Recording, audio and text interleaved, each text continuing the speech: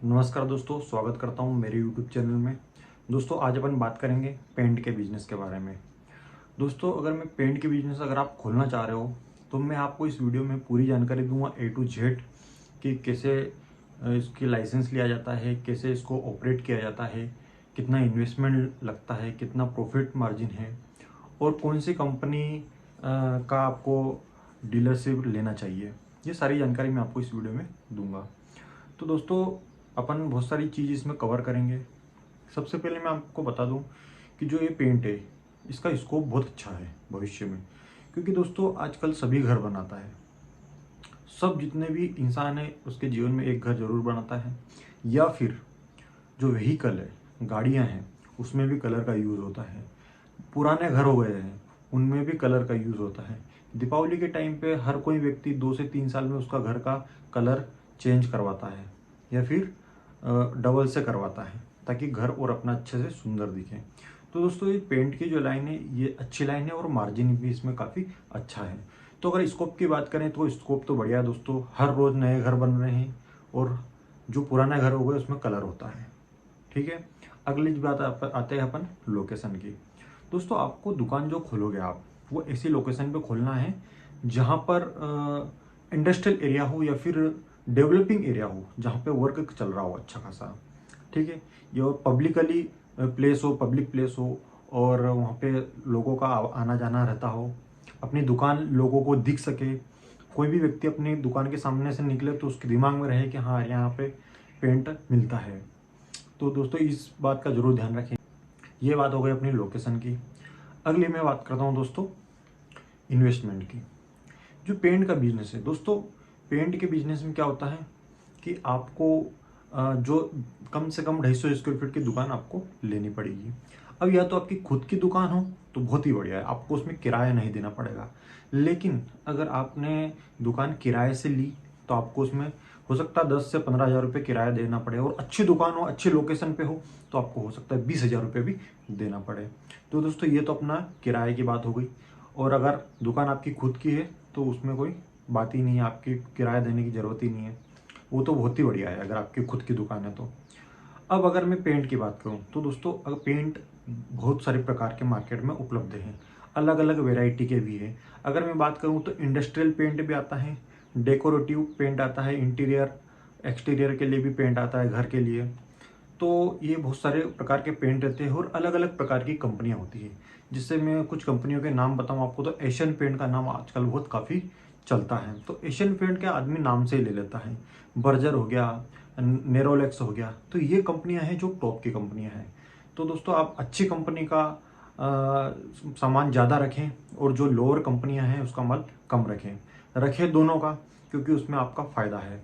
ठीक है, तो दोस्तों अगर इन्वेस्टमेंट की बात कर रहा था मैं, तो आपको कम से कम 10 से 12 लाख रुपए इसमें इन्वेस्टमेंट करना पड़ेगा। आपको क्या है दोस्तों, एक कलर इंस्पेक्टर आता है, जैसे घर का कोई कलर करवाना है तो कलर इंस्पेक्टर आता है, तो आपको 2.5 लाख रुपए की तो मशीन ही पड़ेगी कलर की, ताकि आप कस्टमर को कलर बना के दे सको, कलर दिखा दो। और वहाँ पे क्या है, अलग अलग कलर को मिक्सिंग करके एक कलर बनाया जाता है। और आपके पास कलर कलर स्पेक्ट्रा रहेगा जिसमें अलग अलग प्रकार के कलर कोडिंग वगैरह रहेगी। आप कस्टमर को बता सकते हो ताकि कस्टमर उसको देख के उसको अच्छा लगे और उस टाइप का कलर करवा सके। कलर तो ऑलरेडी उसके दिमाग में फिक्स रहता है, लेकिन उसको कलर कोडिंग करके वहाँ पे बता दे कि इतना कलर इतना मिलाएंगे तो इस टाइप का कलर बनेगा। ठीक है दोस्तों, तो 2.5 लाख की तो आपकी मशीन होगी। बाकी आपको जो गोडाउन हो गया या फिर माल आपको आपकी दुकान में रखना पड़ेगा, वो तकरीबन 8 से 9 लाख रुपए का माल आपको शुरुआत में रखना पड़ेगा। और दोस्तों मेन चीज़ मैं आपको बता दूं कि आपको पेशेंस रखना है। ठीक है, आप बिजनेस तो शुरू कर दिया आपने तो आपको पेशेंस रखना है, धीरे रखना। तकरीबन 1 साल बाद आपको रिजल्ट मिलेगा। ऐसा नहीं कि आपने दुकान खोल दी और अगले दिन से ही दुकान चालू हो जाएगी। ऐसा नहीं, धीरे धीरे कस्टमर को पता लगेगा, लोगों को जानकारी मिलेगी, फिर वो आपके संपर्क में आएंगे, फिर आपकी दुकान एक सीमित समय के बाद अच्छे से चलने लगेगी। ठीक है, तो दोस्तों इसके अलावा अगर मैं बताऊं इन्वेस्टमेंट में, तो आपकी जो ड्रॉज वगैरह बनवानी पड़ेगी, रैक वगैरह वगैरह बनवानी पड़ेगी, ताकि दीवार क्या आसपास अच्छी रैक, उसमें अलग अलग आइटम आप रख सको। ठीक है, पेंट अलग अलग प्रकार का पेंट रख सको। और आपको एक टेबल वगैरह, चेयर वगैरह, उसका खर्चा अगर मोटा मोटा देखें तो अपन 10 से 12 लाख रुपए आपको इन्वेस्टमेंट शुरू में करना पड़ेगा। और जो कागजी कार्रवाई है उसके लिए भी मोटा मोटा 12 लाख रुपए लगेंगे टोटल। ठीक है, तो जो शुरुआत इन्वेस्टमेंट हो गया 12 लाख में, अपनी दुकान चालू हो गई। अब अगर मैं प्रॉफिट मार्जिन की बात करूं दोस्तों, तो इसमें 10 से 15% का प्रॉफिट मार्जिन रहता है पेंट के बिजनेस में। 10 से 15 अच्छी क्वालिटी का अगर एशियन पेंट वगैरह हो गया, बर्जर हो गया, तो उसमें थोड़ा कम मार्जिन रहता है। लेकिन जो लोकल कंपनियां हैं उसमें 15 से 20% तक आपको मार्जिन प्रोवाइड करती है। तो आप दोनों बेचें, ग्राहक को समझ कर, ग्राहक क्या चाहता है, कैसी क्वालिटी चाहता है, उस प्रकार आप ग्राहक को आप पेंट दिखा सकते हो। ठीक है, आपको धीरे धीरे 6 महीने में एक्सपीरियंस अच्छा खासा हो जाएगा, आप सीख जाओगे। उसके बाद आप ग्राहक को आराम से बता सकते हो, आप खुद ऑटोमेटिक समझ जाओगे कि ग्राहक क्या मांग रहा है आपसे। ठीक है, ये एबिलिटी आप में डेवलप होना चाहिए। तो आप अगर ग्राहक को पहचान गए तो आपका काम हो जाएगा। उस प्रकार का पेंट आप ग्राहक को प्रोवाइड कर दोगे। तो मेरा यही कहने का मतलब है कि अच्छे एशियन पेंट, बर्जर पेंट, नेरोफ्लेक्स पेंट, ये क्वालिटी के मतलब मिनिमम एशियन पेंट तो आपको रखना ही है। ठीक है, एशियन या बर्जन पेंट, क्योंकि वो अच्छी क्वालिटी और उनका नाम है मार्केट में। तो उसके अलावा लोअर ब्रांड के भी आप जरूर रखें। दोस्तों अगली अगर मैं बात करूं, तो जो पेंट का धंधा है उसमें कुछ बातें जो अच्छी है, ये है कि जो पेंट की एक्सपायरी डेट है वो काफ़ी लंबी है दोस्तों, 5 से 6 साल है। तो पेंट आराम से तब तक बिक जाएगा, उसमें ख़राब होने का कोई डर नहीं है। इसलिए आपको पेंट के बिजनेस में आपको सबसे बड़ा बेनिफिट यही है। और अगर मैं कंपटीशन की बात करूँ दोस्तों, तो मार्केट में बहुत कंपटीशन है। आपको कंपटीशन से झुकना नहीं है, लड़ना है।